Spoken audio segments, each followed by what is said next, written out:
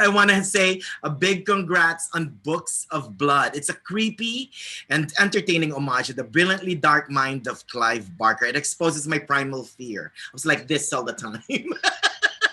That's what we hope for.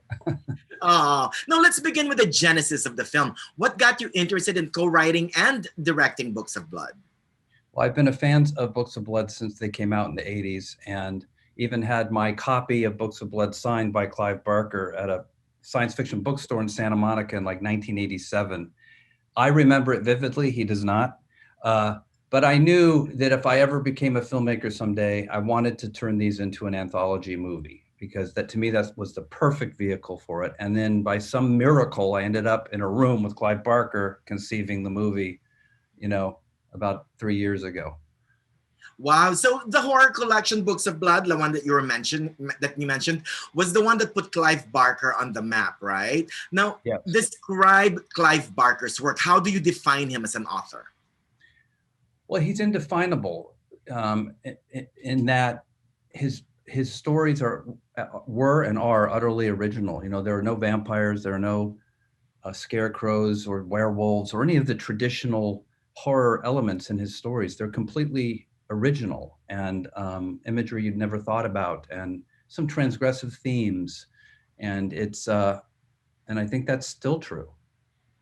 That's right. So Books of Blood is divided into 3 stories with a smart twist in the final chapter that I thought was brilliant, and I won't spoil it. So describe the anthology to us. It's part Barker and part original ideas. Am I right? Yeah, so when Clive and I sat down, we had one story from the first volume we knew we wanted to do. And then there were some other stories Clive mentioned, Books of Blood stories he hadn't written yet. And that got my attention. And so there are 2 other stories, and they're all kind of commingled. And the approach I took was kind of a Pulp Fiction approach. Pulp Fiction's not a horror movie, but it's a great anthology movie in that it has individual stories that don't rely on each other, but they cross-pollinate in great ways that just bolster the whole piece. And that's kind of what I looked at to structure the movie. That's right. The Yule character, the Bennett is almost. I wrote that. I was like, wow. I see a little hint, John Travolta and Samuel L. Jackson. Yeah. Both. Right? Thank you. I'm so happy to hear that. I was not even sure if I would need to mention it, but yes, thank you for mentioning that. Well, yeah. And what's great about those characters, they're these criminals, and they kind of wander into the wrong movie. Like they want. They're in a crime movie, but they wander into a horror movie, and they're like, what's going on? Well, they provided levity too. And in every horror movie, you need levity, right? You need to you need to laugh in order to be scared. Am I right? Totally. Yeah. Screaming and laughing are close cousins, but we're not born laughing. That's the difference.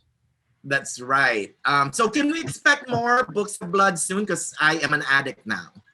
Well, that has always been our hope, was to do a volume 2, volume 3. This was volume 1. Like, we have, like, one of the characters says at the end of the movie, whose story will be next? Because the dead have many stories. That's right. That's a great cliffhanger. So one last quick question. Do you believe in the supernatural? I believe that the natural world is as weird as anything we can imagine. And I believe in keeping an open mind about everything, because we don't know we have a sliver of reality that we perceive. And that's, so there's a lot of stuff going on. And if I didn't on some level, I don't think I could convincingly put it on screen. On some level, you have to feel it. That's right. That's a great question. Congrats and good luck again, Mr. Brannon. And more Books of Blood soon. Thank you. Thanks for your time.